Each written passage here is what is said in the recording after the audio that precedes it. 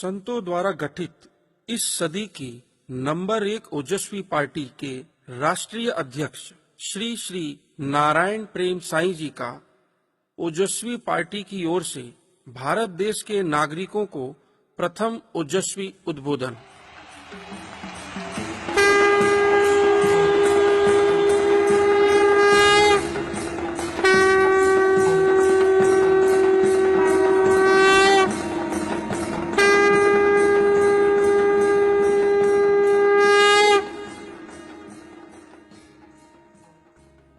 संपूर्ण विश्व में भारत एक अपना अलग स्थान रखता है।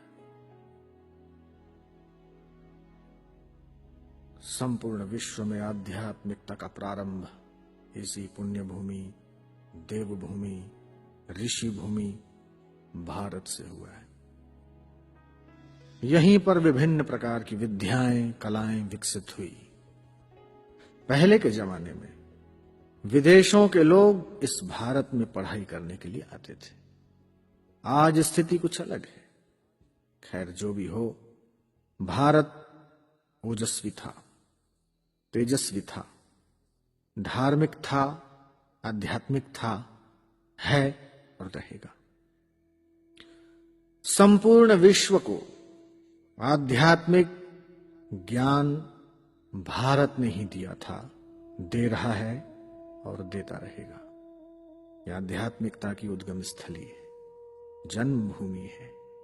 भगवान श्री कृष्ण द्वारा दिया हुआ गीता का ज्ञान भी इसी भारत भूमि, पुण्य भूमि में ही गूंजा था।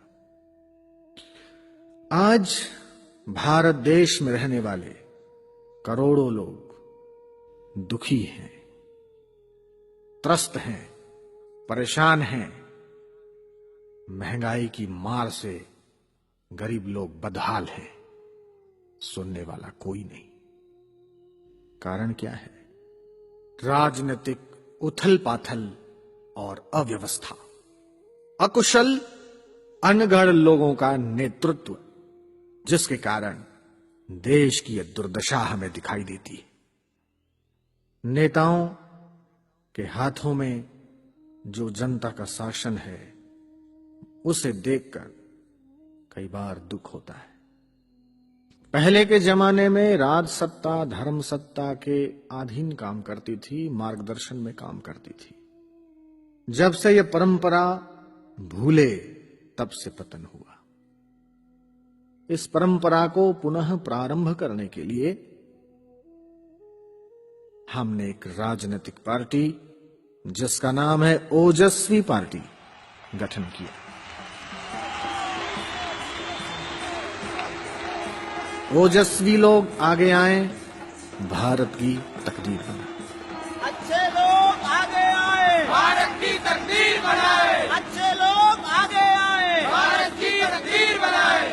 भारत माता की जय। भारत माता की जय। ओजस्वी भारत की जय। ओजस्वी भारत की जय। लोग समझते हैं कि राजनीति गंदी है।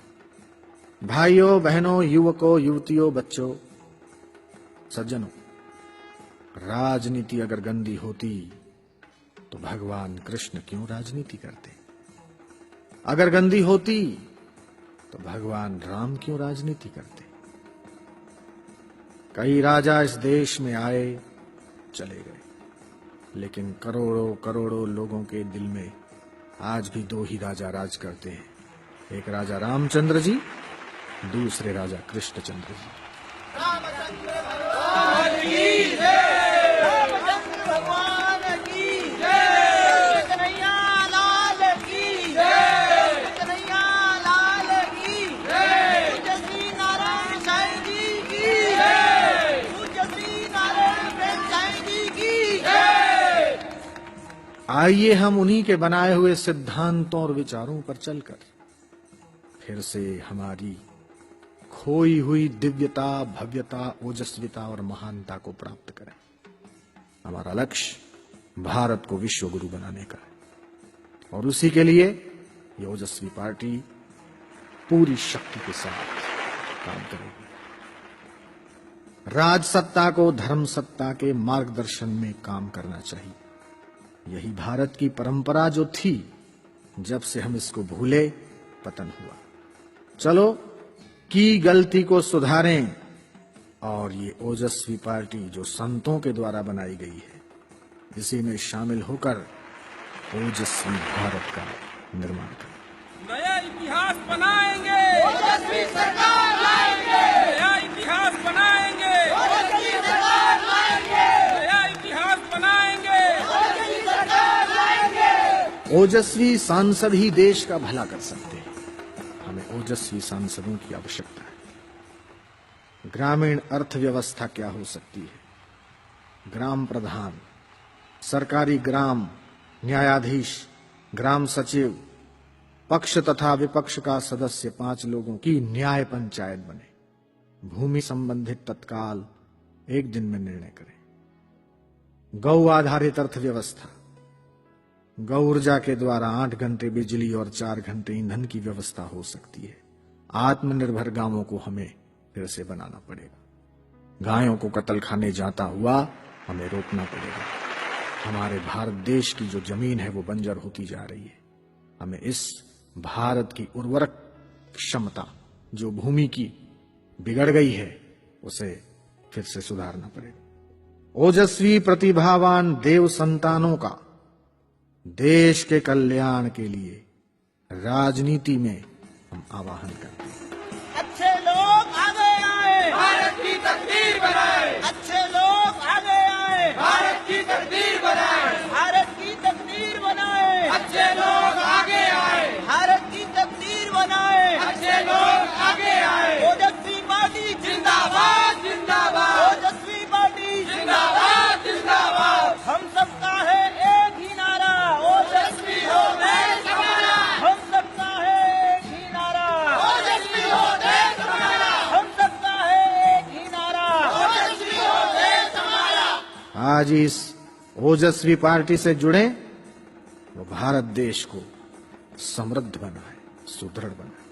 यह देश के नागरिकों का सबसे पहला और सबसे बड़ा कर्तव्य है कि वे भ्रष्ट और लोलुप नेताओं को जल्दी से जल्दी उखाड़ फेंकें और श्रेष्ठ लोगों के हाथ में देश का नेतृत्व सौंपें। देश का भला वही नेता कर सकते हैं जो नेता संतों के मार्गदर्शन में काम करने के लिए तत्पर है, जो महापुरुषों के विचारों से, उनके सिद्धांतों से, उनके दिव्य उपदेशों से प्रभावित नहीं होते। वे नेता क्या देश का भला करें। और कौन से संत ठीक और कौन से संत बेठीक, इसकी भी बुद्धि होना आवश्यक है। उन लोगों को ठीक ठीक समझ लेना पड़ेगा कि कौन सच्चे संत हैं और कौन संतों के भेष में नकली घुस गए हैं। ऐसों को समझ के सच्चे संतों के मार्गदर्शन में हमें अपना, समाज का और देश का भविष्य और वर्तमान उज्जवल बनाना, ओजस्वी बनाना चाहिए। मैं ये कहना चाहता हूं कि राजनीति गंदी नहीं है, इसमें गंदे लोग घुसे हैं, इसलिए वो गंदी हो गई। ये अच्छे लोगों की उपरामता के कारण, जो श्रेष्ठ हैं, पवित्र हैं, अच्छे विचारों और कार्यों से जिनका जीवन रंगा हुआ है, ऐसे लोग, ऐसे तेजस्वी, ओजस्वी, महामानव लोग अगर राजनीतिक बागडोर अपने हाथ में ले लें तो कुछ ही वर्षों में देश की तस्वीर बदल सकती है। आइए भारत को संपूर्ण विश्व में आध्यात्मिकता के श्रेष्ठ पद पर अभिषिक्त करने का उत्तरदायित्व संभालें, भारत को विश्व गुरु बनाएं और इस भारत देश की पवित्र दिव्य तेजस्विता, ओजस्विता से संपूर्ण विश्व के लोगों को लाभान्वित करें। उससे पहले हमें अपने देश में ही खूब काम करना होगा।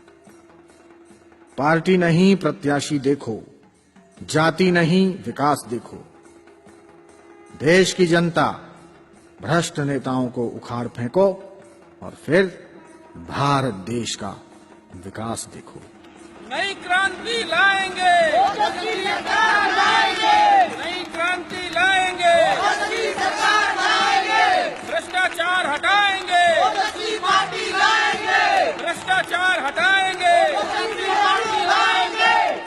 ओजस्वी पार्टी में उन सभी श्रेष्ठ लोगों का हार्दिक स्वागत है जो देश को महान बनाने की, दिव्य बनाने की, ओजस्वी बनाने की दृढ़ इच्छा रखते हैं, जो देश का पतन देखना नहीं चाहते, उत्थान देखना चाहते हैं। वे लोग जल्दी से जल्दी इस पार्टी से जुड़ें और संगठन शक्ति से आइए हम देश की राजनीतिक व्यवस्था का कायापलट करते हैं।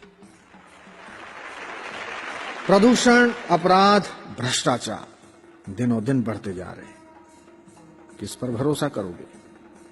ओजस्वी पार्टी से जुड़े लोग और वे नेता ही अब देश का कल्याण